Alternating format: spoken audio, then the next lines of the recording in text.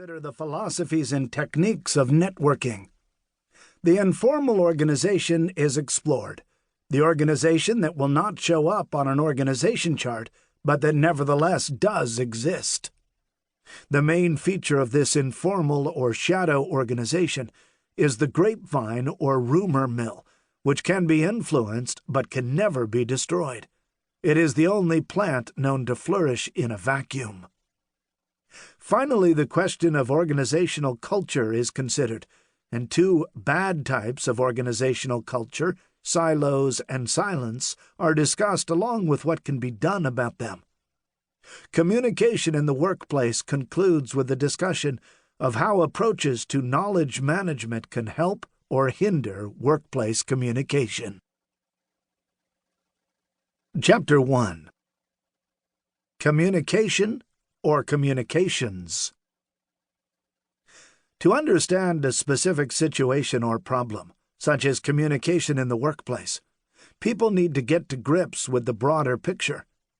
Just what is meant by communication anyway?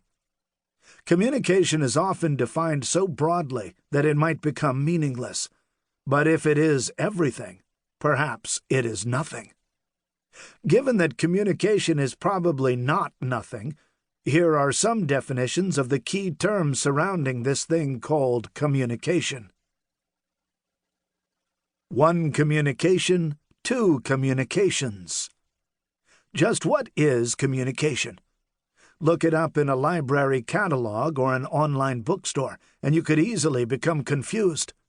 For example, you might be interested in finding out about public speaking, or body language, or journalism, but find that your search is impeded by numerous entries for books on electronics. Or you might be researching the physics of the Internet or telephones, but find instead countless entries for books on negotiation, public relations, and writing skills. So what's going on? Right from the very beginning, ironically enough, there is confusing communication about communication. The first task, then, is to establish the differences between these two concepts.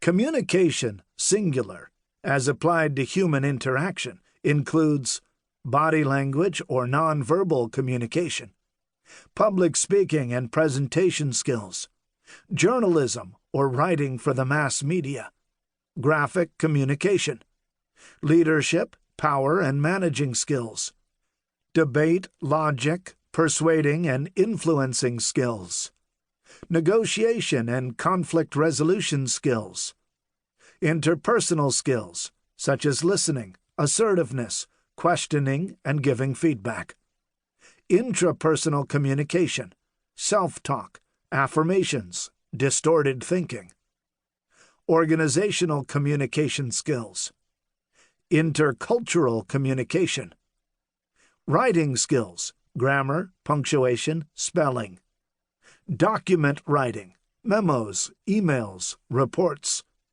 website text and design, communicating with customers, public relations communication, communicating in teams and meetings, job-seeking communication, job application letters, resumes, interview skills. The list is endless.